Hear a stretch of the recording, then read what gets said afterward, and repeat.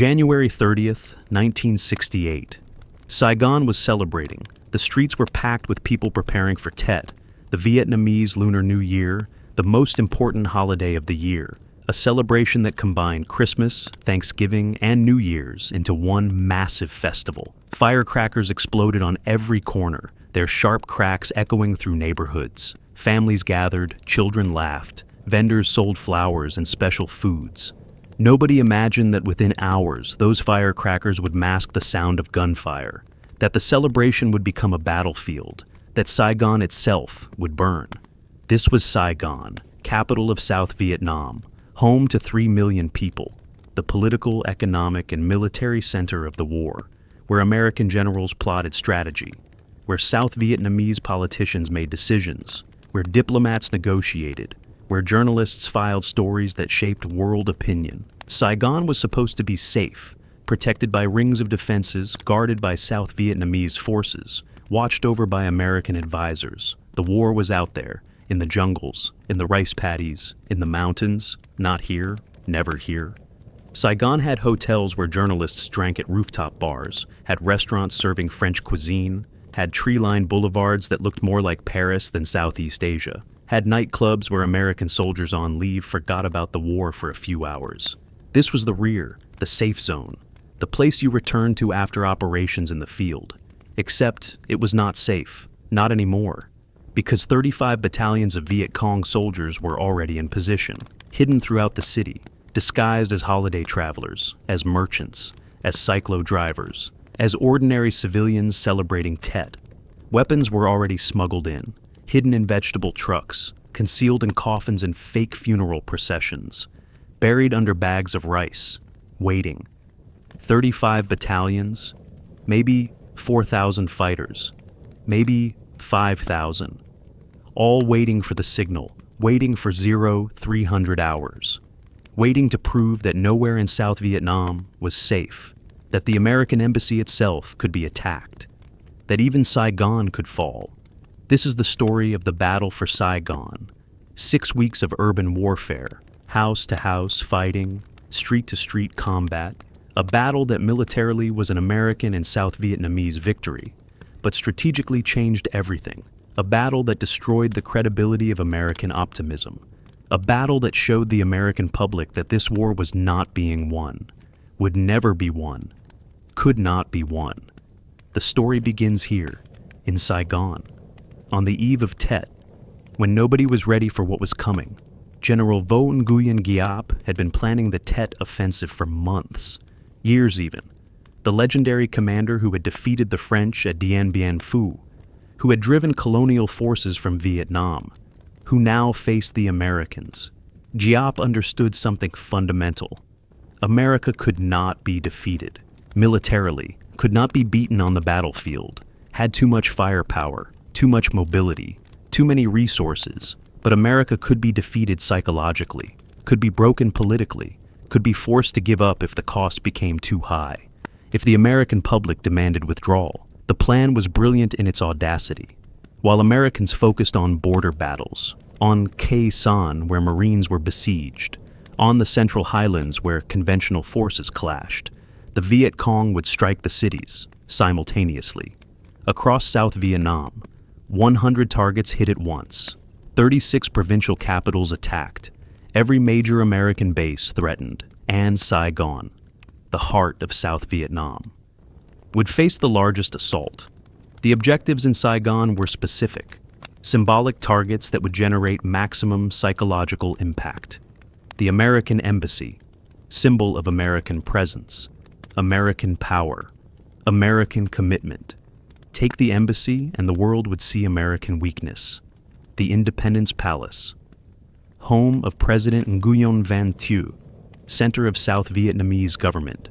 Capture or kill Thieu and the government might collapse. Tan Son Nhut Air Base, headquarters of both the Republic of Vietnam Air Force and the United States 7th Air Force, the nerve center of air operations. Destroy it and air support would falter. The ARVN Joint General Staff Compound, military headquarters for all South Vietnamese forces. Chaos there would paralyze the South Vietnamese military, the national radio station, control communications and control the narrative, broadcast that the government had fallen, trigger a general uprising, Long Binh Naval Headquarters, disrupt naval operations and supply lines. 35 Viet Cong battalions were committed to these objectives. Roughly 4,000 to 5,000 fighters, many were local Force VC, had lived in Saigon for years, worked ordinary jobs, blended into the population. Underground cadres activated for this one massive operation. Others infiltrated during the Tet preparations, disguised as holiday celebrants, as refugees, as anyone who would not draw attention. The weapons came in slowly, methodically, a rifle hidden under vegetables, grenades in rice bags, plastic explosives in false-bottomed crates, RPG rounds in funeral coffins, AK-47s disassembled and smuggled piece by piece, everything stored in safe houses, in sympathizer homes, in tunnels beneath the city, ready. The attack would begin at 0300 hours, January 31st, the second night of Tet, when most ARVN soldiers were on leave, when American units were at minimum staffing, when defenses were weakest, when nobody expected an attack during a sacred holiday. Surprise would be total. Shock would be complete, and the world would watch Saigon burn. Saigon's defense in early 1968 was minimal, almost laughably inadequate for a capital city. The South Vietnamese government had requested that ARVN troops be responsible, ikis for defending the capital. On December 15, 1967, General William Westmoreland had complied, withdrew all American combat units from Saigon, left only support personnel, administrative staff, headquarters units. The only American combat forces in the city were 1,100 military police, MPs, police, not infantry, not combat troops, police, commanded by Brigadier General Albin Irzik, the headquarters area command. These MPs were responsible for traffic control, for guarding American facilities, for investigating crimes. They were not trained for urban warfare, were not equipped for sustained combat, were not expecting to become frontline infantrymen. Their weapons were standard MP issue, M16 rifles, sidearms, a few M60 machine guns, no heavy weapons, no mortars, no recoilless rifles, just light arms and the training to use them for law enforcement, not war. The ARVN forces defending Saigon were more substantial on paper. The 5th Ranger Group, 7 regional force battalions, service battalions, police battalions. Together they numbered several thousand men. But during Tet, most were on leave, half strength at best, maybe less. Soldiers had gone home to celebrate with families, to honor ancestors, to observe the most sacred holiday of the year. The defenders who remained were scattered across the city. No central reserve, no quick reaction force, no plan for coordinated defense against a major attack. Because nobody expected a major attack. Intelligence had warned that something was coming. Lieutenant General Frederick Wyand, commander of 2nd Field Force Vietnam, had noticed disturbing patterns in late December and early January. Enemy units moving, supplies being positioned, radio traffic increasing.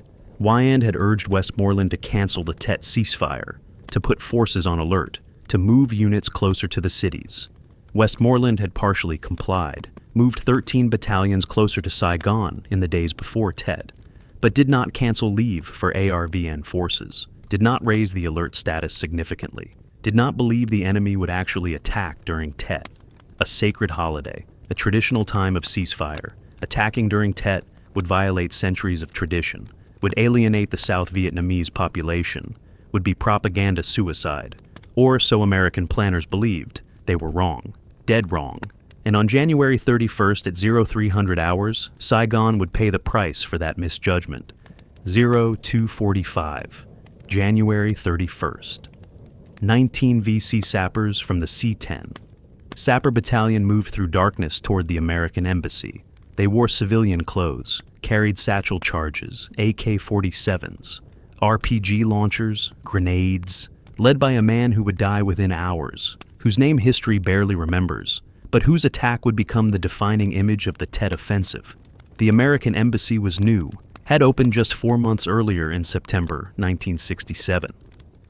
6. Stories tall, concrete and glass, modern architecture, cost $2.6 million to build, represented American power, American permanence, American commitment to South Vietnam.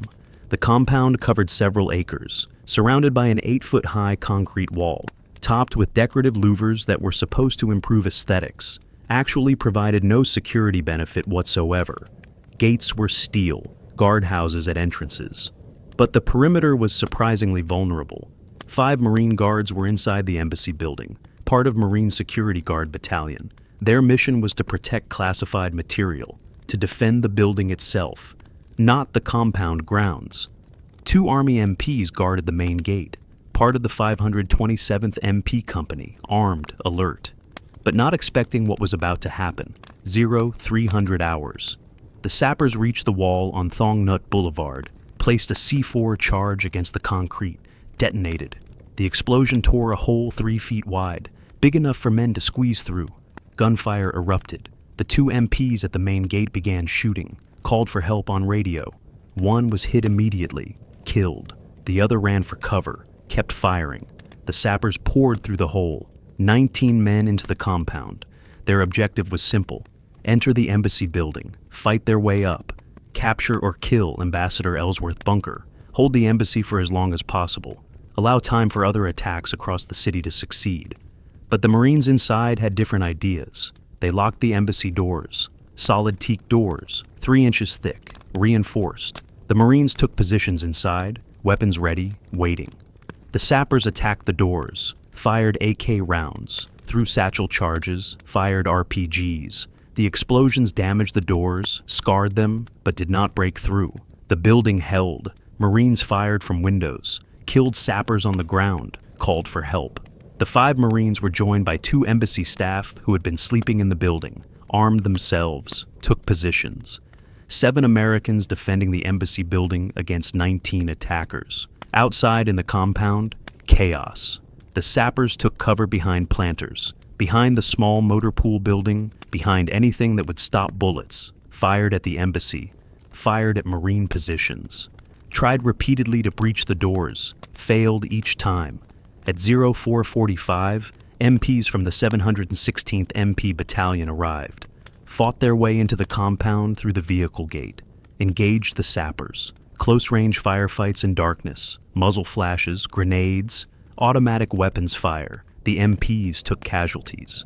But they were bringing firepower, M60s, more rifles, coordination.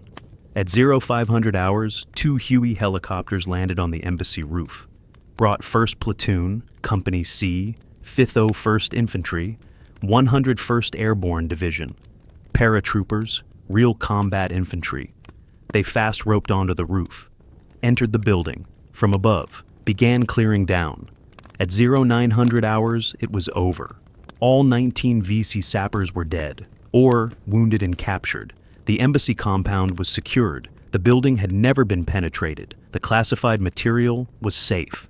Ambassador Bunker, who had spent the night in his residence, was unharmed, but 5 Americans were dead. 4 MPs, 1 Marine. The psychological damage was done. Television cameras had recorded everything.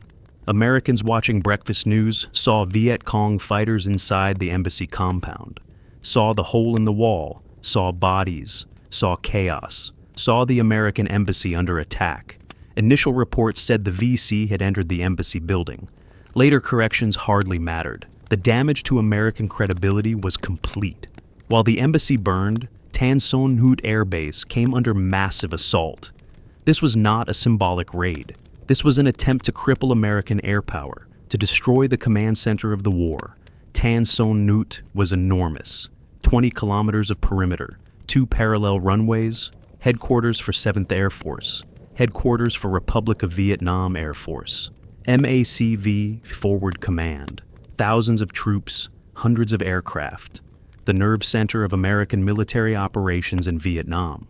3 Viet Cong battalions attacked. 1 was NVA, North Vietnamese regulars. This was not just local guerrillas. This was a coordinated assault by main force units. At 0320, Guard posts around the base perimeter began taking small arms fire, then mortars, then recoilless rifles, heavy weapons. Bunker 051 off the west end of the runways took direct hits. The textile mill across Highway 1 erupted with muzzle flashes. Hundreds of VC swarmed across the highway toward the airfield, running, firing, carrying satchel charges to blow up aircraft. The lead elements got 200 yards down the grassy area between runways before helicopter gunships arrived. Cobra gunships, door gunners with M60 machine guns, minigun pods spewing 4,000 rounds per minute. The grass between runways became a killing ground. Bodies fell. Others kept coming. Base quick reaction teams reacted. Air Force Security Police. 377 Security Police Squadron. They had been derided as cops, as gate guards. Now they fought like infantry. M16s, M60s. Defending positions they never expected to fight from. 2nd Field Force Vietnam had anticipated attacks, had moved units closer. At 0415, the mission went to 3rd Squadron, 4th Cavalry Regiment, 25th Infantry Division, at Q Chai Base Camp, 24 kilometers north. Lieutenant Colonel Glenn Otis commanded 3rd Squadron, got the alert, ordered Troop C to move immediately. Captain Leo Virant commanded Troop C, had 2 platoons available, 3 M48 Patton tanks, 10 M113 armored cavalry assault vehicles. Not much, but it was something. They rolled south at 0503, racing toward Tan Son, Nhut. Then the mission changed from securing Hoc Mon district to counterattacking the VC at Tan Son Nhut. Direct assault into an unknown enemy force in darkness. With minimal intelligence, Troop C hit the outskirts of the base at 0600, drove straight into a firestorm. DSHK heavy machine guns, 51 caliber, armor-piercing rounds, RPGs, AK-47s, mortars. The lead tank took an RPG, disabled, crew bailed out. Second tank pushed forward, returned fire with its 90mm main gun, high explosive rounds, canister rounds that turned the tank into a giant shotgun. The M113s opened up. 50 caliber machine guns, M60 machine guns, every weapon firing, suppressing enemy positions, taking casualties. Staff Sergeant Gary Brewer took command when his lieutenant went down, kept pushing, ordered the last M48 to flatten the concertina wire and perimeter fence, create an access route into the base for resupply, for medical evacuation, for reinforcements. The battle raged until early afternoon. Hour after hour, the enemy fought with determination that surprised everyone. These were not farmers with rifles. These were trained soldiers, fighting from prepared positions, coordinated, disciplined, willing to die. The textile mill became the center of resistance. Every room had to be cleared, every floor fought over, room to room, floor to floor, throwing grenades, spraying automatic fire, calling in airstrikes danger close. By 1630, the base was secured. The enemy had been beaten back, killed, captured, driven away, but they had come perilously close. Close enough that MACV headquarters staff could hear small arms fire outside their buildings. Close enough that runways were cratered by mortar fire. Close enough that command and control was disrupted for hours. 9 EC-47 reconnaissance aircraft were damaged, all by friendly fire. Americans shooting at anything that moved. Discipline breaking down in chaos. The base had held, but barely. And everyone knew if the enemy had committed more forces, had pressed the attack longer, Tan Son Nhut could have fallen. The implications were staggering. 0245, 15 minutes before the embassy attack. A VC sapper team hit the Independence Palace, the home and office of President Nguyen Van Thieu, symbol of South Vietnamese government, guarded by ARVN troops, protected by walls and gates, defended by soldiers loyal to the regime. The sappers approached from multiple directions, used the same tactics. Satchel charges against walls, blow holes, rush through. Engage guards, push toward the palace building. But palace security was better than the embassy. More guards, better defensive positions. machine gun nests, bunkers, overlapping fields of fire. The sappers breached the outer wall, got into the compound grounds, but could not reach the palace building itself. Defensive fire pinned them down. ARVN reinforcements arrived quickly. 2 elite airborne battalions happened to be in Saigon, on standby for the Tet holiday. They responded. Professional soldiers, veterans, well-trained, well-equipped, they counterattacked, drove the sappers back, killed those who stood to fight, captured those who tried to flee. By dawn, the palace was secure. President Thieu had spent the night in a secure bunker, was never in danger. The attack had failed tactically, but succeeded psychologically, because even the presidential palace had been attacked. Even the head of government had been threatened. Nothing was safe. Nowhere was secure. Controlling the narrative was critical. The VC understood this, captured the national radio station in downtown Saigon, planned to broadcast that the government had fallen, that President Thieu was dead, that the liberation had begun, that the people should rise up, join the revolution, overthrow the puppet regime. A sapper team assaulted the station at 0300, overcame the guards, took control of the building. But they discovered a problem. They had no one who knew how to operate the equipment. The broadcasting equipment was modern, complex, required technical knowledge. They had brought weapons, had brought fighters, had not brought a radio technician. They tried to broadcast anyway, failed, could not get the equipment working. Minutes became hours. ARVN reaction forces were moving, converging on the radio station. At 0600, ARVN troops attacked, surrounded the building, assaulted from multiple directions. The VC fought back, from windows, from defensive positions, but they were trapped, outnumbered, low on ammunition. By mid-morning, the radio station was retaken. Every VC fighter dead or captured. The broadcast that was supposed to trigger a general uprising never happened. The population never heard that the government had fallen, because it had not fallen. And the silence spoke louder than any broadcast could have. Simultaneously with the main attacks, VC forces hit targets across Saigon. ARVN Joint General Staff compound near Ton Son Nhut, attacked by sappers and main force units, defended by ARVN troops who fought with unexpected ferocity. The compound held. Long Bin Naval Headquarters, attacked, defended, held. Bien Hoa Air Base, 20 kilometers from Saigon. Massive assault, fierce fighting. Americans and South Vietnamese held. Every major installation in and around Saigon came under attack. Police stations, government buildings, ARVN barracks, fuel depots, ammunition storage. Some fell. Most held. The attacks were simultaneous, coordinated, well-planned, but not well executed. Reinforcements that were supposed to arrive never came. Trucks that were supposed to transport fighters were destroyed or captured. Weapons caches that were supposed to be available were discovered by ARVN before the attack. The plan depended on everything working perfectly. It did not. And when coordination failed, isolated VC units were destroyed, piecemeal, cut off, surrounded, annihilated. By dawn, most of the initial attacks had been contained. Not defeated, contained. The VC held positions throughout the city, but they had not achieved their objectives, had not captured key facilities, had not killed government leaders, had not triggered the general uprising. The battle for Saigon had just begun, but already the VC offensive was behind schedule, behind expectations, facing defenders who refused to collapse. If the initial attacks were dramatic, the battle for Cholon was apocalyptic. Cholon, the Chinese district southwest of downtown Saigon. Densely populated, narrow streets, crowded buildings, markets, temples, homes packed together. Perfect for urban warfare, perfect for defense, perfect for hiding, perfect for dying. The Pu Tho racetrack in Cholon became the VC command and control center, staging area for operations throughout the district. Hundreds of VC fighters occupied buildings around the racetrack, fortified positions, prepared defenses, ready to fight house to house, block to block.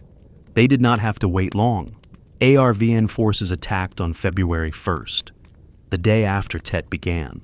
But attacking Cholon was not like assaulting a military position. This was a neighborhood. Families lived here, children, elderly. civilians who had nothing to do with the war. Attacking meant putting those civilians at risk. The ARVN tried to minimize casualties, tried to evacuate civilians before attacking, tried to use precision. But precision is impossible in urban warfare. The VC fought from civilian homes, from schools, from hospitals, from temples, forcing ARVN troops to choose between attacking and endangering civilians or holding fire and letting the enemy escape. Often they chose to attack, because the mission required it, because the alternative was accepting Cholon as enemy territory. American air power came next.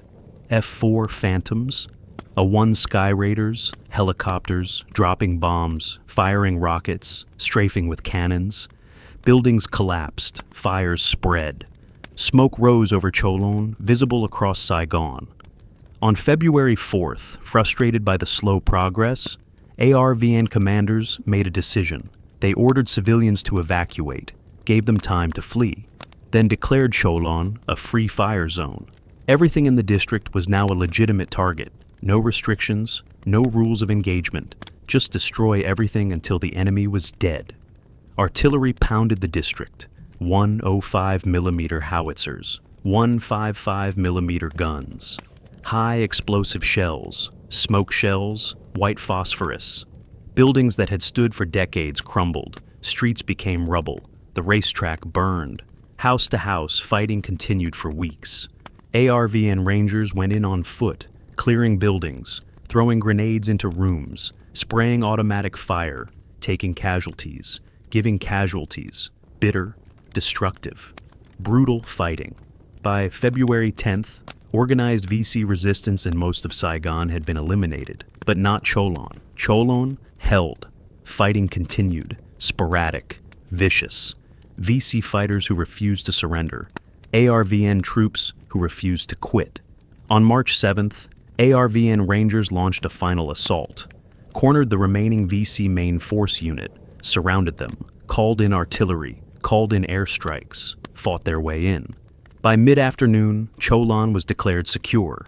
The last major VC stronghold in Saigon had fallen, but the cost was staggering. Hundreds of civilians dead, perhaps thousands. Nobody knew for certain, nobody counted.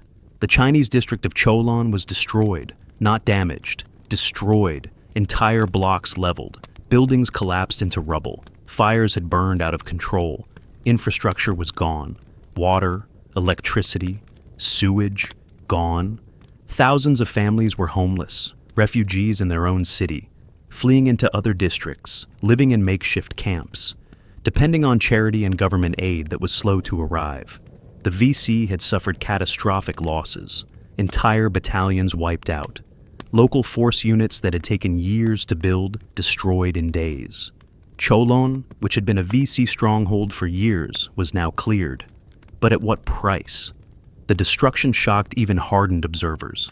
Journalist Peter Arnett wrote that Cholon looked like Berlin in 1945. Acres of rubble, bodies rotting in the streets, the smell of death everywhere. This was victory. American and South Vietnamese officials declared it so, but it looked a lot like defeat. February 1st, the day after Tet began, a Viet Cong officer was captured in Saigon, near the An Quang Pagoda. His name was Nguyen Van Lem, captain of a VC assassination platoon, accused of murdering families of South Vietnamese police officers, accused of killing civilians, accused of terrorism.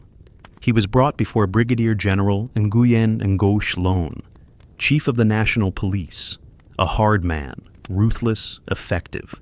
Lon had his own reasons for hating the VC.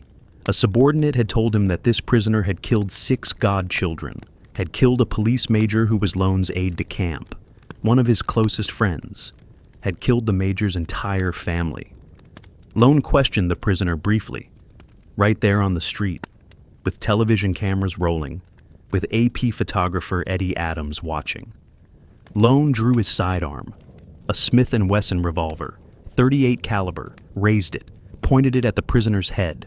The prisoner stood there, hands tied, dressed in civilian clothes, showing no emotion, no fear, no pleading, just acceptance. Lon fired, point blank. The bullet entered the prisoner's right temple, exited the left side of his head, blood sprayed. The prisoner dropped, dead before he hit the ground. Eddie Adams captured the moment, the exact instant.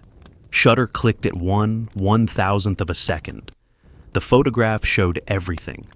The revolver. The grimace on Lone's face. The prisoner's head snapping from the impact. The moment of death.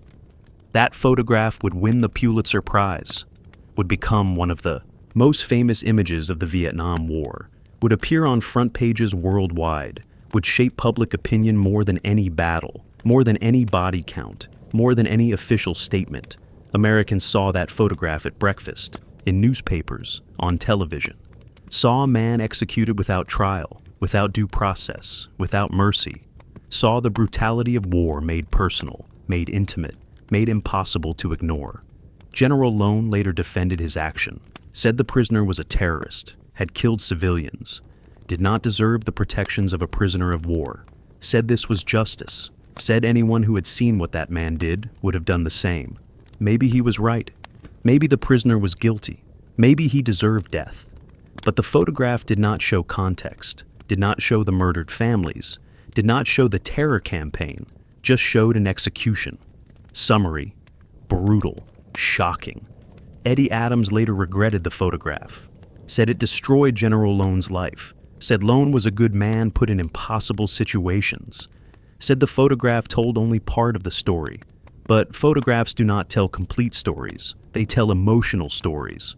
And the emotion of that photograph was revulsion, horror, a sense that if this was what America was supporting, maybe America should not be there at all.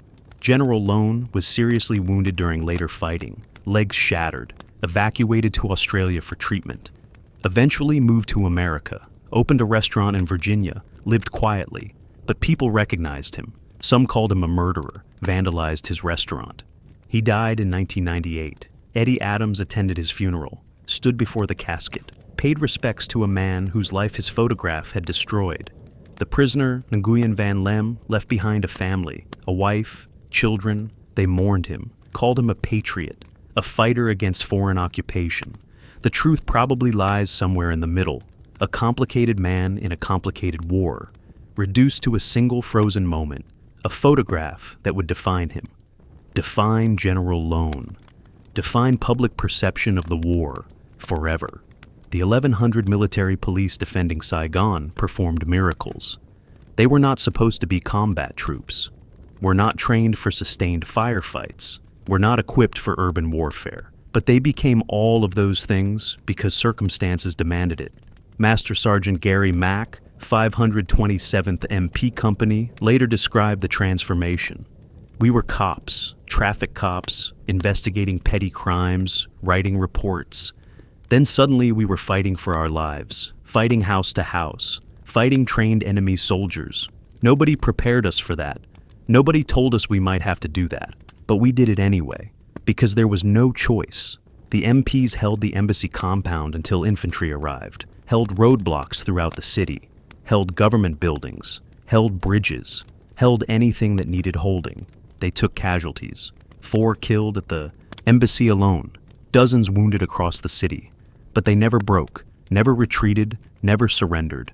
They adapted, learned urban warfare on the job, learned to clear buildings, to set up defensive positions, to coordinate with ARVN forces, to call in airstrikes, to operate as infantry because that is what the situation required. After the battle, many received decorations, Bronze Stars, Army Commendation Medals, Purple Hearts, recognition for doing jobs they were never supposed to do.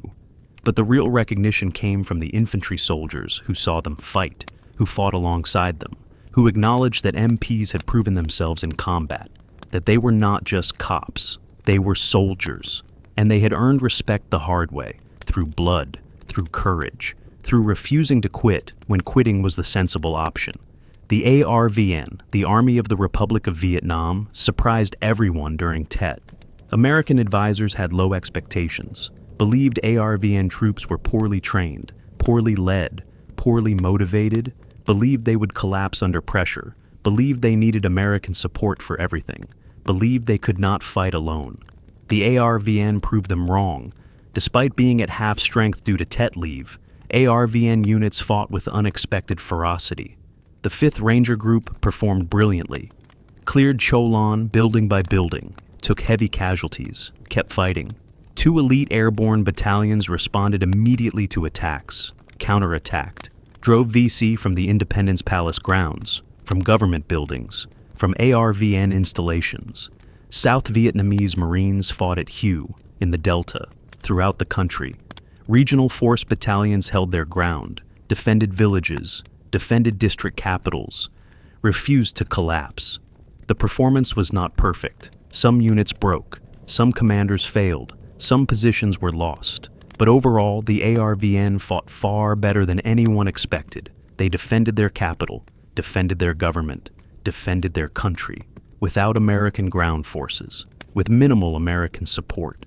This was significant, because it showed that Vietnamization might work, that South Vietnamese forces could defend themselves, that American ground troops might not be necessary forever. But it also showed the limitations. ARVN forces could defend, could hold, could counterattack, but could they defeat the North without American air power, without American artillery, without American logistics, without American advisors? That remained unclear, and would remain unclear until 1975, when the answer came, and the answer was no. February 17th and 18th. 2.5 weeks after the initial attacks, the VC tried again. 57 rocket attacks hit Saigon. 10 firefights erupted across the city. The enemy had regrouped, reinforced, resupplied, launched a second offensive, smaller than the first, but still significant. Mini Tet, some called it. Tan Son Nhut was hit. Again. Rockets fell on the base, killed civilians at the air terminal, damaged buildings, killed and wounded American personnel. Downtown Saigon came under attack. Mortars, rockets, small arms fire. The pattern repeated. VC attacking from prepared positions. ARVN and American forces counterattacking. Urban warfare, house to house, block to block. But this time, the defenders were ready. Were expecting attacks, were prepared. The fighting was shorter, less intense. The VC could not sustain the offensive, could not hold territory, failed to break South Vietnamese will. Each wave was weaker than the last. Each wave achieved less. Until finally, the attacks stopped. The Tet Offensive was over, in Saigon at least. In Nhut, fighting continued until late February. At Khe Sanh, the siege lasted until April. But in Saigon, the capital, the offensive had been defeated. By March 8th, when the final major battle in Cholon ended, the city was secure, battered, scarred, traumatized, but secure. Counting the dead from the Battle of Saigon is complicated. Different sources give different numbers. Nobody counted the same way. American military dead in Saigon proper? Roughly 200 through March, maybe less. Maybe more depending on what you include. Wounded, perhaps 800, maybe 1,000. Again, numbers vary. ARVN losses were higher, maybe 2,000 killed, maybe 3,000, 8,000 wounded, 500 missing. The South Vietnamese did most of the fighting, took most of the casualties. This was their capital, their country. American forces provided support, air power, artillery, advisors. But ARVN troops did the dying. Viet Cong losses were catastrophic. The official number said 45,000 enemy killed nationwide during the first phase of Tet. January 30 through April 8th. How many of those died in Saigon? Maybe 5,000, maybe more. Entire battalions were destroyed. Local force units that had taken years to build ceased to exist. Underground cadres who revealed themselves were identified, arrested, killed. The VC infrastructure in Saigon was decimated, would never fully recover. Civilian casualties are unknown. Nobody counted. Nobody cared to count. In Cholon alone, hundreds died, perhaps thousands. Killed in crossfire, killed by artillery, killed by airstrikes, killed because they were in the wrong place at the wrong time. Families were destroyed, children were orphaned, homes were obliterated. These are the forgotten casualties, the ones history does not record, the ones who died for nothing, who had no stake in the war, who just wanted to celebrate Tet with their families, who ended up dead in rubble. The emotional casualties are impossible to quantify. How many ARVN soldiers never recovered from what they saw in Cholon? How many American MPs still have nightmares about the embassy? How many Vietnamese civilians lost faith in their government after watching their neighborhoods destroyed? How many lost faith in America after seeing the devastation American firepower caused? These casualties appear in no official report, but they were real. Are real. Will always be real. The battle for Saigon was won militarily, but lost in the media, lost in the court of public opinion, lost in the battle for American hearts and minds. Television cameras captured everything, captured VC sappers at the embassy, captured fighting at Tan Son Nhut, captured the execution in the street, captured Cholon burning, captured refugees fleeing, captured bodies in the streets, captured the chaos, the brutality, the horror. Americans watched this at home, on their televisions, during dinner, during breakfast, during evening news. They saw a war that looked nothing like victory, looked nothing like progress, looked nothing like the optimistic reports from military brass. For months, General Westmoreland had been saying the war was being won, that the enemy was weakening, that the crossover point was near, that just a few more troops, a few more months, and victory was assured. Then Tet happened, and Americans saw the enemy attack everywhere at once, saw them penetrate the embassy, saw them fight for weeks, saw them inflict massive casualties. How was this a weakened enemy? How was this near defeat? The cognitive dissonance was too great. People stopped believing official reports, stopped trusting military leaders, stopped supporting the war. Walter Cronkite, the most trusted man in America, went to Vietnam after Tet, reported from the field, came home and delivered an editorial, said the war was not being won, could not be won, should be negotiated to a conclusion. When Cronkite said that, President Johnson knew he had lost Middle America, knew that if Cronkite was against the war, the public would turn. And they did turn. Protests intensified, draft resistance increased. Politicians who had supported the war started questioning it. The Tet Offensive showed that media mattered more than battlefields. That perception mattered more than reality. That America could win every tactical engagement and still lose the war. Because wars are not just fought with bullets, they are fought with images, with narratives, with stories. And the story of Tet was defeat. Even though the military reality was victory, that paradox defined the Vietnam War, would define American military thinking for generations, would change how wars were fought, how they were reported, how they were understood. March 31st, 2 months after Tet began, President Lyndon Johnson addressed the nation, announced he was limiting bombing of North Vietnam, calling for peace negotiations, and would not seek re-election, would not run for president in 1968. The Tet Offensive had broken him, broken his presidency, broken his credibility. He had escalated the war, sent 500,000 troops, promised progress, promised victory. Then Tet exploded those promises, showed the emperor had no clothes, showed the optimism was unfounded. After Tet, General Westmoreland requested 206,000 more troops to finish off the weakened enemy, to exploit the tactical victory, to finally win the war. Johnson refused, knew he could not sell more troops to Congress, could not sell them to the public, could not sell them to himself. The political cost was too high. The human cost was too high. The war had cost him everything: his presidency, his legacy, his dreams of domestic reform buried under body counts and burning cities. He chose not to run, chose to spend his remaining time trying to end the war, trying to negotiate peace, trying to salvage something from the wreckage of his Vietnam policy. It did not work. Peace negotiations dragged on for 5 more years. Fighting continued. Americans kept dying. But Johnson had made his choice, had accepted that the war could not be won. Not militarily, not politically, not at acceptable cost. Tet had forced that realization, had forced America to confront reality, had forced the beginning of the end. The battle for Saigon had changed everything.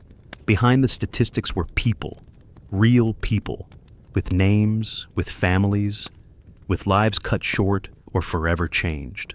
Lieutenant Raymond Goff, 22 years old, from Ohio, MP, killed at the embassy, first American to die defending the compound. hit while returning fire at VC sappers, died instantly. His mother received a telegram, regret to inform. Purple Heart sent later, small comfort.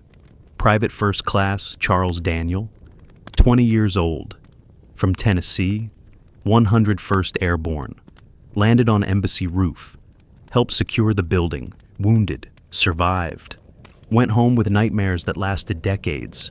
Captain Nguyen Van Tam, ARVN Ranger, led his company through Cholon, watched half his men die, kept fighting, survived, received medal, died inside from what he saw, what he did, what he could not prevent.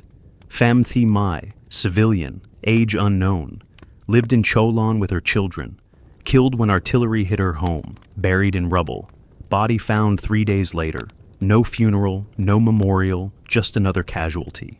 One of thousands. Nguyen Van Lem, the executed VC, left behind a family, a legacy, a photograph that defined him forever. These were individuals, each with their own story, each deserving to be remembered, but they become statistics, numbers on casualty lists, names on memorials, forgotten by history, except as part of a larger narrative. The battle for Saigon killed them, changed them, traumatized them, made them who they became, or prevented them from becoming anything at all. The battle for Saigon ended. The city did not return to normal, could not return to normal. Too much had changed. Refugees filled the streets. Families who had fled Cholon, fled fighting in other districts, nowhere to go, no homes to return to, living in makeshift camps, in temples, in schools, depending on charity. Aid trickled in slowly. The government was overwhelmed, could not house everyone, could not feed everyone, could not rebuild fast enough. Security remained tight. Checkpoints everywhere, identity checks, curfews, armed patrols. The sense of safety was gone. Saigon had been attacked, could be attacked again, would be attacked again in May. People adjusted to a new reality of constant vigilance, of never quite feeling safe. The American presence increased, more troops moved into the city, more bases established, more security. The rear area became militarized. The safe zone became a war zone. The illusion of sanctuary was shattered. Commerce slowly resumed. Markets reopened. Restaurants served food. Bars filled with soldiers on leave. But underneath the normalcy was trauma, was fear, was recognition that everything had changed. Saigon had burned. Saigon had bled. Saigon had survived. But it would never be the same. The scars were visible. Bullet holes in walls. Buildings collapsed. Empty lots where structures once stood. Cholon, especially, remained devastated. Would take years to rebuild. Some parts never fully recovered. The psychological scars were invisible, but deeper, more lasting, more damaging. Vietnamese who had supported America questioned that support. If America could not protect Saigon, could it protect South Vietnam? If American firepower destroyed Vietnamese neighborhoods to save them, was that really protection?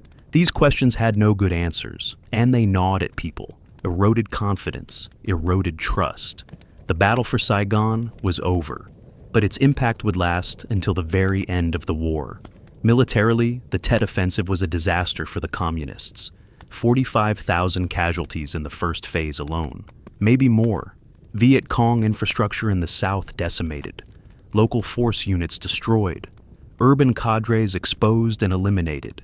The hoped-for general uprising never materialized.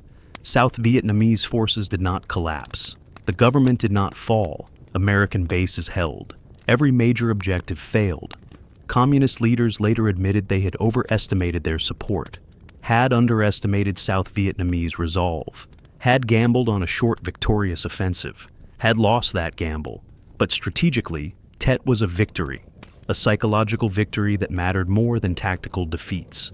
It showed the American public that the war was not being won, that enemy forces could strike anywhere, that victory was not near, that optimistic reports were lies. It turned public opinion against the war, forced Johnson from office, started America on the path to withdrawal. Those strategic gains outweighed tactical losses. Because Vietnam was never about battlefield victories, was about political will, about endurance, about who would quit first. The communists were willing to accept any losses to achieve political objectives. America was not. That became clear after Tet. The war would continue for 7 more years, but its outcome was determined in those 6 weeks, in those burning streets of Saigon, in that execution photograph, in that battle at the embassy. Tet accomplished what years of border battles could not, made America question the war, question the cost, question whether any objective justified this sacrifice. The answer ultimately was no, and that answer was written in the ruins of Cholon. The battle for Saigon taught lessons that military planners are still learning. Urban warfare is different, cannot be fought like jungle warfare, cannot be fought like conventional warfare, requires different tactics, different training, different mindset. Civilian casualties are inevitable. Minimizing them is hard, impossible sometimes. Choosing between military objectives and civilian lives is the darkest choice. Often there are no good options. Media shapes perception more than reality. Winning battles while losing the media war means losing the war. Public opinion matters as much as military success, maybe more. Intelligence failures have consequences. The warnings were there, signs were detected, but not acted upon adequately, not taken seriously enough. The price was paid in blood. Indigenous forces can fight, can defend, can succeed, but they need support, training, equipment, confidence in their government. ARVN proved capable during Tet, but that lesson was forgotten later. Urban warfare destroys cities. Saving villages by destroying them makes no sense. Winning battles that devastate the very people you were trying to protect is hollow victory. These lessons were painful, were costly, were written in blood and rubble. Some were learned, some were ignored. All remain relevant, because wars like Vietnam happen again and again. And the same mistakes are repeated, because institutional memory is short, because each generation thinks it can do better. Because the lessons of history are easy to forget when you think your situation is different, is special, is unique. But the lessons of Saigon are universal, are timeless, are waiting to be remembered. The battle for Saigon is often overshadowed by Nhut, by Khe Sanh, by other Tet battles that lasted longer, that were more dramatic.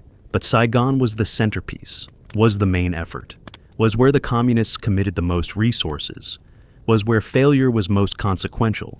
Saigon mattered strategically, politically, symbolically. Yet it gets less attention, gets fewer books, fewer documentaries, fewer remembrances. Why? Because it was won, because American and South Vietnamese forces held, because the city did not fall. Defeats get attention. Victories that feel like defeats get forgotten. Saigon was both. A military victory that felt like strategic defeat, an overwhelming tactical success that changed nothing, or changed everything depending on how you measure. The soldiers who fought there remember, the MPs who defended the embassy, the ARVN Rangers who cleared Cholon, the helicopter pilots who landed under fire, the civilians who lost everything. They remember. But their stories are not told as often, are not filmed as often, are not honored as often. They deserve better, deserve recognition, deserve to have their sacrifices acknowledged. The battle for Saigon was not Nhut, but it was just as important, was just as costly, was just as significant. It deserves to be remembered, needs to be remembered, must be remembered. Because forgetting these battles dishonors those who fought them, dishonors those who died, dishonors those who survived and carry the scars still. Today Saigon is called Ho Chi Minh City. The communists won, the name changed, the government changed, the whole country changed. The American Embassy building stands empty, a historical relic. The Independence Palace is a museum. Tourists take photographs, stand where history happened. Most know nothing about what happened there, about the battle fought for that ground, about the blood spilled on those streets. The scars of war are mostly healed, buildings rebuilt, streets repaired, life moves on, always does. Vietnam is at peace, has been for decades. The war is history, ancient history to young Vietnamese who were born long after it ended. But for those who were there, the war never really ended. The veterans carry it, American, Vietnamese, ARVN, VC. All carry memories that will not fade, nightmares that will not stop, scars that will not heal. Some found peace, some did not. Some forgave, some did not. Some moved on, some are still there, still in Saigon, still at the embassy, still in Cholon, still fighting a battle that ended 57 years ago, but will never really be over, for them. This is the legacy of the battle for Saigon. Not the strategic impact, not the political consequences, but the human cost, the cost measured in ruined lives, in broken minds, in families destroyed, in futures stolen. That cost can never be tallied, can never be repaid, can only be remembered, must be remembered. Because forgetting that cost makes the next war easier, makes the same mistakes easier, makes sending young men to die easier. Remembering makes it harder, makes us ask if it is worth it, makes us question whether any objective justifies this price. That is why we remember, why we must remember, why the battle for Saigon must never be forgotten. The battle for Saigon was 6 weeks long, from January 31st to March 8th. 40 days of fighting, 40 days of dying, 40 days that changed history. It was supposed to be the decisive blow, the offensive that would end the war, would drive Americans out, would collapse the South Vietnamese government, would unify Vietnam under communist rule. It failed to achieve any of those objectives, yet it succeeded in ways the planners never imagined, changed American public opinion, changed American policy, started the countdown to withdrawal. The battle showed the limits of American power, showed that technology and firepower were not enough, that will to endure mattered more than ability to destroy, that in wars of insurgency, perception is reality, that you can win every battle and still lose the war. These truths were uncomfortable, remain uncomfortable, challenge how America thinks about military power, about its role in the world, about intervention.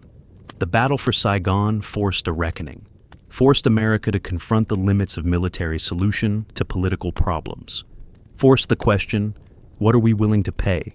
What are we willing to sacrifice? What are we willing to destroy to achieve victory? And if the cost is too high, is it still worth it? These questions haunt us still, haunt every intervention, every war, every decision to send troops abroad. Saigon taught us that wars are not won by body counts, are not won by superior firepower, are won by will, by endurance, by the side that is willing to pay more, to sacrifice more, to suffer more. America discovered it was not willing to pay the price Vietnam demanded, was not willing to sacrifice a generation, was not willing to destroy Vietnam to save it. That realization came at Tet, came in Saigon, came in the ruins of Cholon and the blood at the embassy and the execution in the street. The battle for Saigon ended 57 years ago, but its lessons remain urgent, remain relevant, remain necessary. We must remember, must learn, must apply these lessons, or we are doomed to repeat them again and again, until finally we understand. Some wars cannot be won, some prices should not be paid, some victories are not worth the cost. Saigon taught us that. We must not forget. May 4th, 1968. 3 months after the initial Tet attacks, Saigon braced for another offensive. Intelligence reports warned of enemy activity, troop movements, supply caches, radio chatter. The pattern was familiar, too familiar. At dawn, rockets began falling. Chinese-made 122mm rockets, fired from positions outside the city, arcing through sky, crashing into Saigon. Tan Son Nhut was hit again. Runways cratered, buildings damaged, aircraft destroyed. The civilian terminal took a direct hit, killed civilians waiting for flights, killed workers, killed people who had nothing to do with the war. Downtown Saigon came under attack. Mortars, rockets, small arms fire. VC fighters infiltrated the city again, hit government buildings, hit police stations, hit ARVN positions. Cholon erupted in fighting, again. The neighborhood that had been devastated just months before, now burning again, dying again. On May 6th, Tan Son Nhut was assaulted by ground forces. VC and NVA units attacked the perimeter, tried to break through, tried to reach the runways, tried to destroy aircraft and command facilities. American and ARVN forces were ready this time, had learned from January, had improved defenses, had quick reaction forces positioned, had air support on standby. The attackers were met with overwhelming firepower, artillery, airstrikes, helicopter gunships, machine gun fire from defensive positions. The assault broke against prepared defenses. Enemy casualties were heavy, hundreds killed, maybe thousands. The attack failed, never breached the perimeter, never threatened the headquarters. On May 7th, fighting intensified in Cholon, house to house again, building to building. ARVN Rangers moved in, cleared positions, threw grenades, fired automatic weapons, called in artillery when resistance was too strong. 3 Australian journalists were killed, and 1 British. Driving through Cholon, hit a VC ambush. Machine gun fire raked their jeep. All 4 died. Their bodies left in the street for hours while fighting raged around them. Eventually recovered, sent home. Their deaths made headlines in Australia, in Britain, added to anti-war sentiment, added to the sense that Vietnam was a meat grinder consuming anyone who entered. The May offensive lasted through June. Sporadic attacks, rocket attacks, mortar attacks, small firefights. Nothing like the coordinated assault of January, nothing that threatened the city's security, but enough to keep everyone on edge, keep everyone afraid, keep everyone wondering when the next attack would come. By mid-June, it was over. The VC had shot their bolt, had committed reserves, had achieved nothing, lost more fighters, lost more weapons, lost more credibility with the population. Mini Tet was a failure, militarily, strategically, psychologically. The VC could still attack, could still kill, but could not achieve objectives, could not capture territory, could not break South Vietnamese will. The tide had turned, not decisively, but noticeably. The question was whether America would stay long enough to see the war through, or would leave before South Vietnam could stand alone. That question would take 7 more years to answer. Nobody counts refugees accurately during wars. Too chaotic, too fluid, too many people moving in too many directions. But after Tet, refugee numbers in Saigon exploded. Conservative estimates said 200,000. Some said 300,000. Some said more. Families who fled fighting, who fled Cholon, who fled other districts, who fled villages outside the city, who came to Saigon looking for safety, for food, for shelter, for anything. They found camps, makeshift camps, temples converted to housing, schools filled with displaced families, parks where people pitched tents or built shanties from scrap wood and sheet metal. The government tried to help, could not help enough. Did not have resources, did not have organization, did not have time, was focused on security, on fighting, on survival. International aid organizations moved in. Red Cross, Catholic Relief Services, Buddhist charities, local organizations. They provided food, medical care, basic supplies, but never enough, never fast enough, always overwhelmed. The refugee camps became permanent. People who fled for weeks stayed months, stayed years, could not return home because homes did not exist anymore, because neighborhoods were destroyed, because fighting continued sporadically, because rebuilding was slow or non-existent. Children grew up in camps, knew no other home, played in dirt between tents, went to makeshift schools if schools existed, went hungry when food was scarce, went without medical care when they got sick, their childhoods stolen by war, their futures uncertain, families fractured. Men went to join ARVN, or went to join VC. Women tried to keep families together, tried to feed children, tried to maintain some semblance of normalcy. Failed, mostly. How do you maintain normalcy in a refugee camp? How do you maintain dignity when you depend on charity? How do you maintain hope when nothing gets better? Some refugees found work, day labor, washing clothes, selling goods in markets, anything to earn money, to feed families, to feel useful. Others gave up, sat in camps, waited. For what? They did not know, just waited, because there was nothing else to do.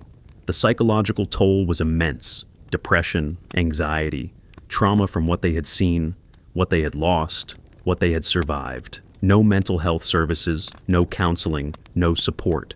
Just suffer in silence. Hope time heals, hope things get better. They rarely did. Many refugees never went home, never could go home, stayed in Saigon, stayed displaced. When the war ended in 1975, they were displaced again. Under new government, new system, new uncertainty. Some eventually got out. Boat people, refugee programs, immigration to America, to France, to Australia, to anywhere that would take them. Others stayed, remained in Vietnam, built new lives, new homes, but never forgot, never stopped being refugees in their hearts. The battle for Saigon created these refugees, destroyed their homes, destroyed their lives, destroyed their future. They were collateral damage, acceptable losses in military planning, real people with real suffering and reality. They deserve to be remembered. Their stories deserve to be told, because they paid a price they never agreed to pay, for a war they never chose, for objectives that meant nothing to them. They just wanted to live, to be safe, to have homes. The battle for Saigon took that from them, and never gave it back.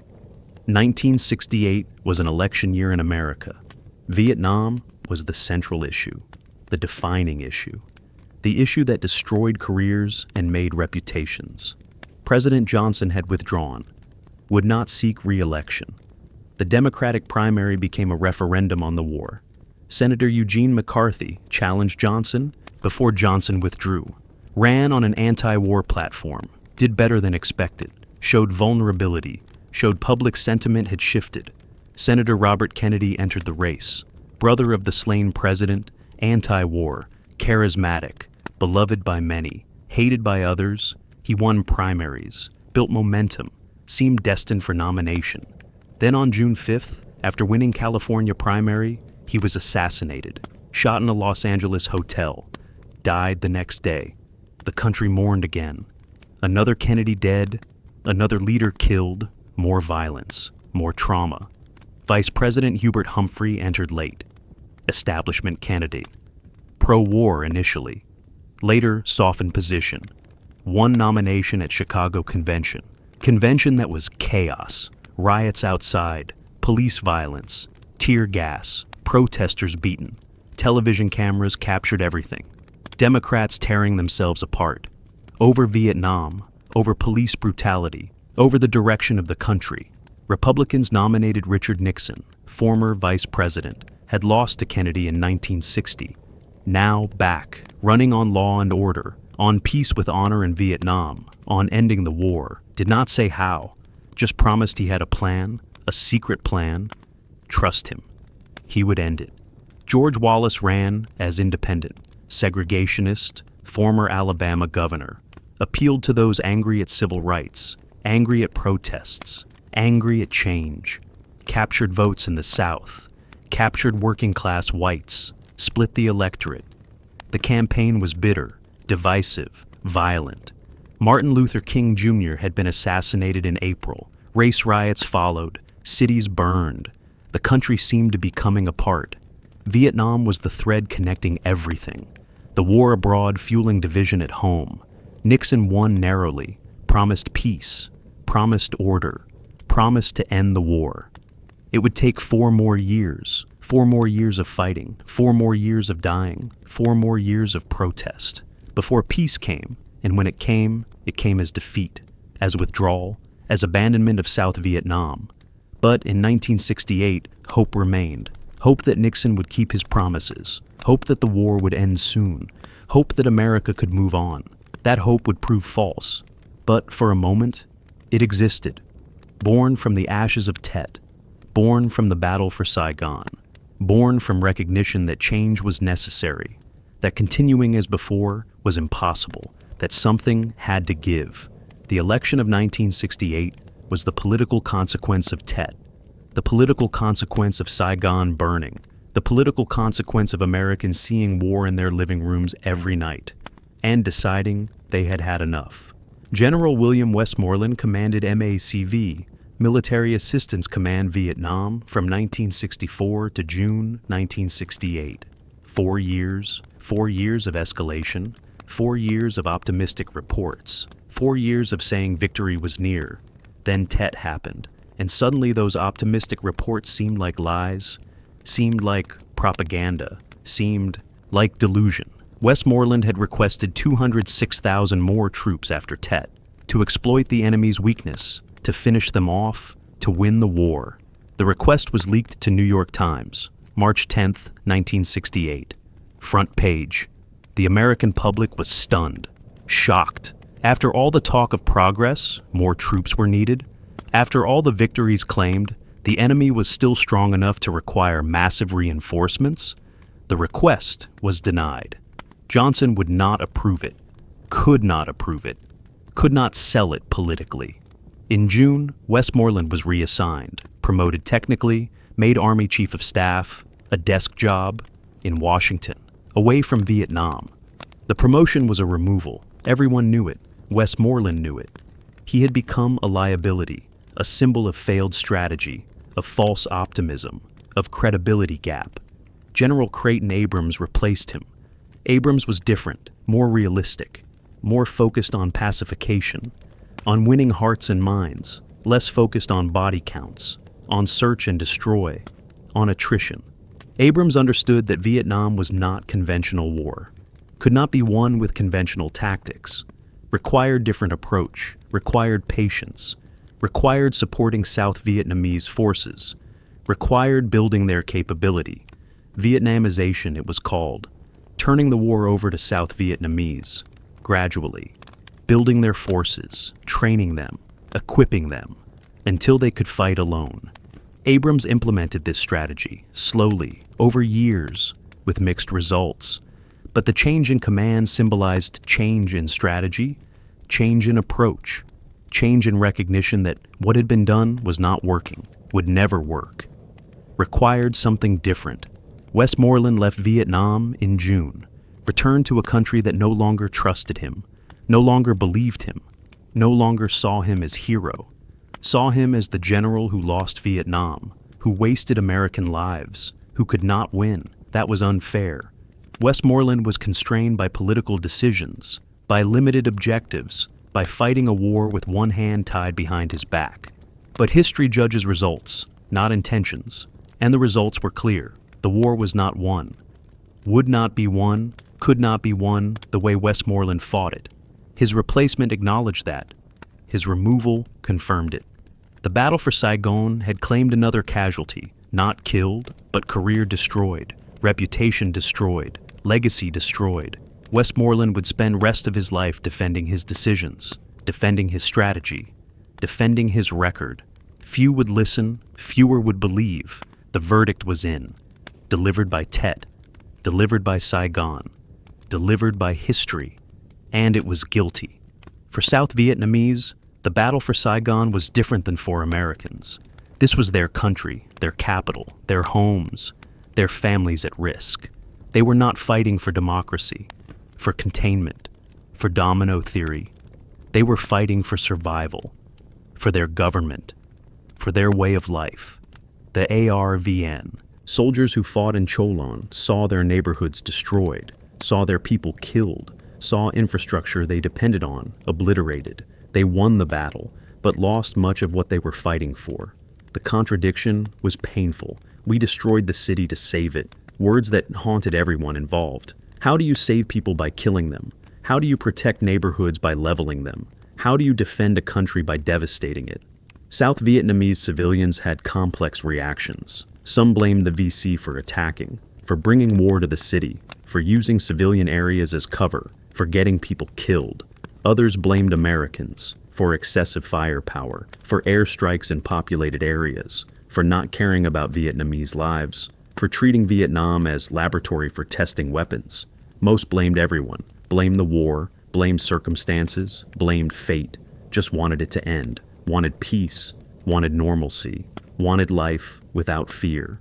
After Tet, support for the government decreased among some civilians. If the government could not protect the capital, could not protect them, what good was it? Why support it? Why fight for it? But support for the VC also decreased. The hoped-for general uprising never happened.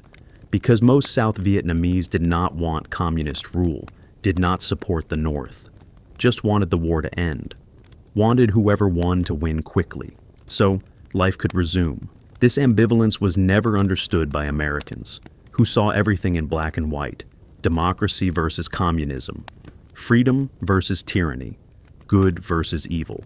But for South Vietnamese, it was gray, complicated, messy. Surviving was more important than ideology. Family was more important than politics. Peace was more important than who ruled. The battle for Saigon reinforced these feelings, made South Vietnamese war weary, made them cynical, made them resigned to suffering, made them doubt that anything would change, that anyone cared about them, that their lives mattered to the great powers playing games with their country.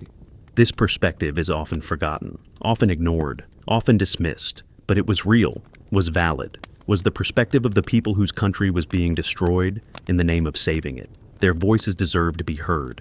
Their experiences deserve to be acknowledged. Their suffering deserves to be recognized, because they paid the highest price, lost the most, suffered the longest, and history barely remembers them. The battle for Saigon was fought with everything: small arms, heavy weapons, air power, artillery, modern military hardware against urban environment, AK-47 rifles, Soviet-made, reliable, effective, carried by every VC fighter, 7.62 by 39mm rounds, 30-round magazines, capable of automatic or semi-automatic fire. The sound of AK fire became soundtrack of the battle.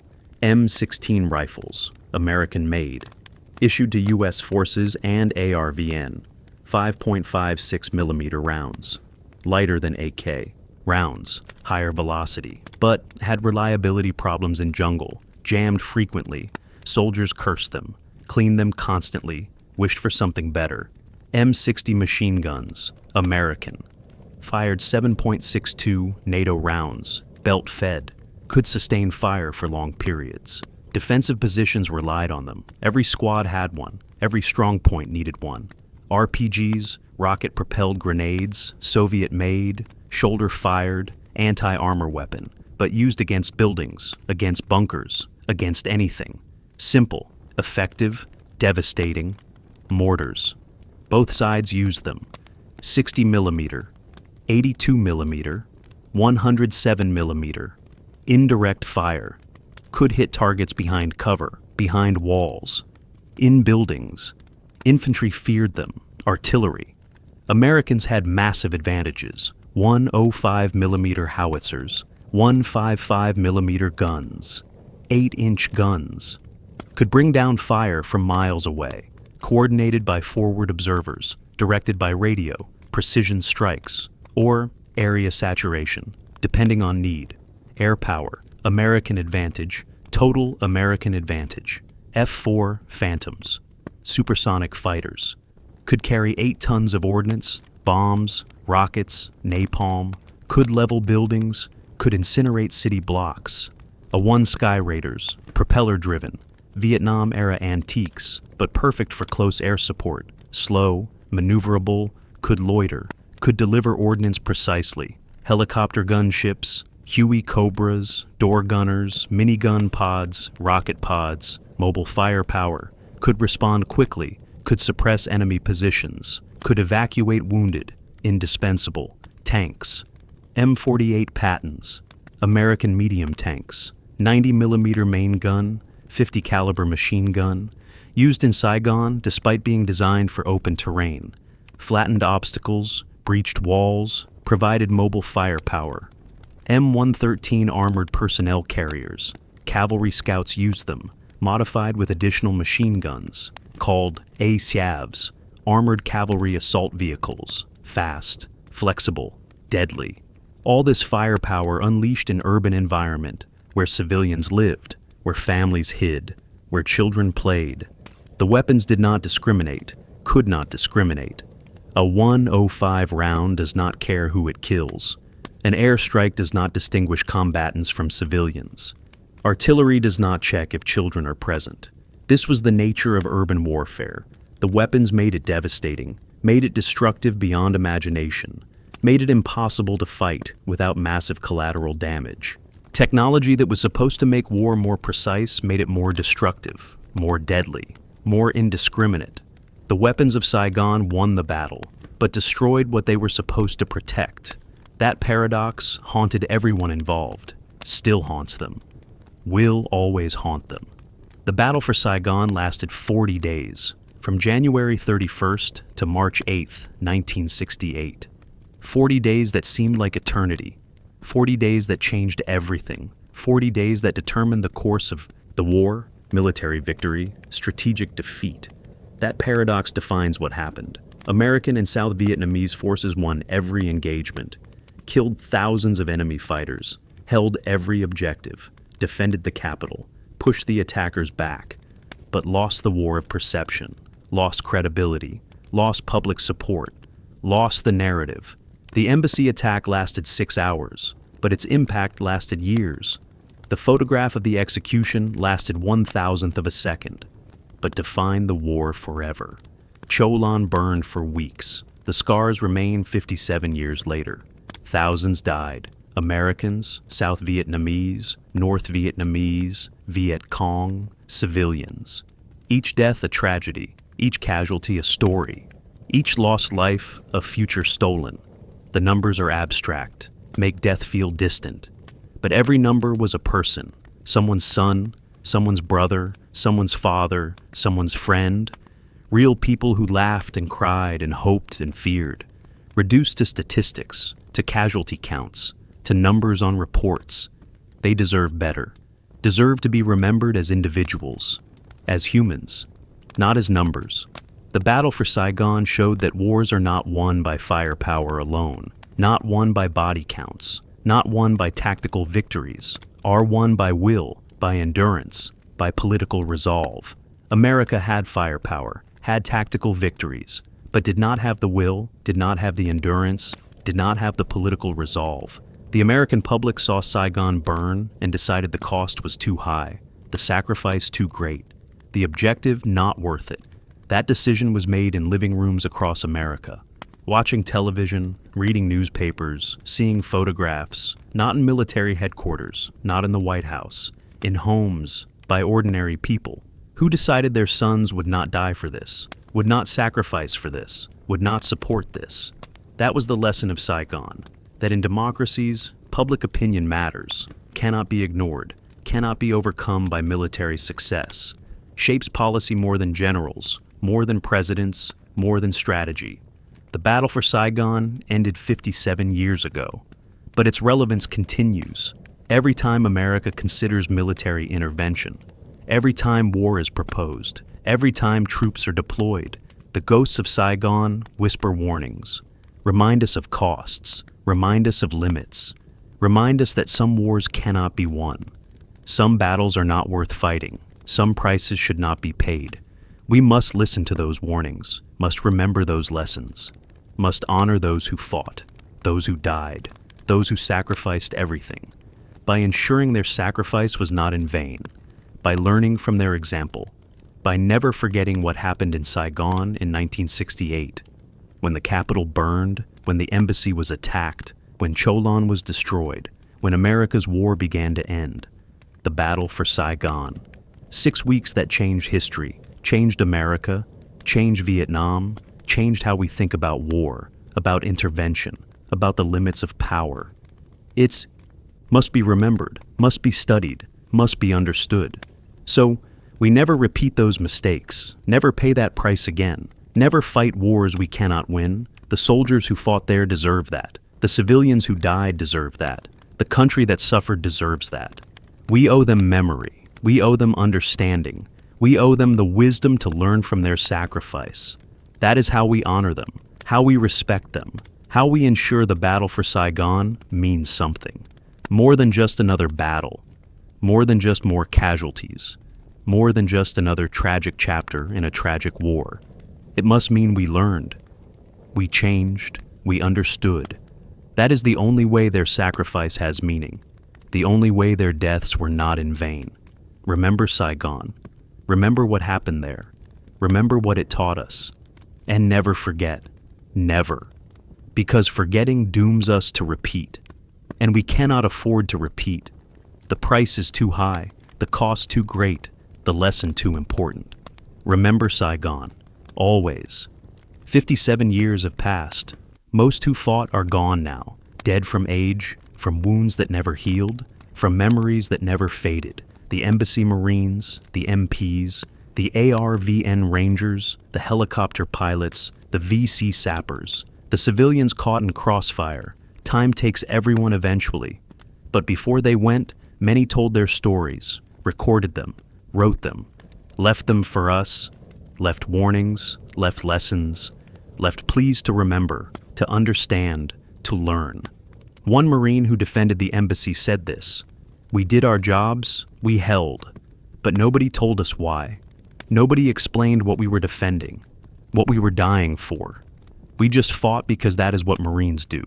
Years later, I am still not sure it mattered. One ARVN Ranger who fought in Cholon said, "I killed my countrymen in my own neighborhood, shot them while my family hid nearby. I was defending my country by destroying it." How does that make sense? It does not. It never did.